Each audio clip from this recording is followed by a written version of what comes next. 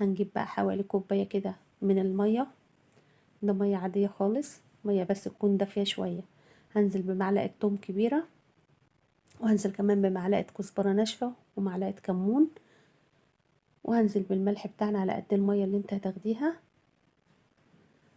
وهنزل كمان بنص كوباية من الخل. حاولي بقى تكتري الخل في الدقة دي، عشان دي طبعا اهم حاجة في الوصفة دي. وهنزل كمان بمعلقة صغيرة من الشطة. وكده الدقة بتاعتنا بقت جاهزة خلاص، هنقلبها كده بقى، وكده الأكلة الجميلة خلاص بتاعتنا بقت جاهزة. يلا بقى نغرف الطبق بتاعنا، ويلا نشوف هنعمل ايه. كده خلاص الطبق بتاعنا بقى جاهز.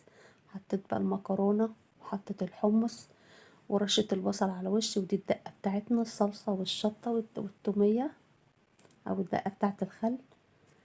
والطبق بتاعنا الجميل بقى جاهز اهو.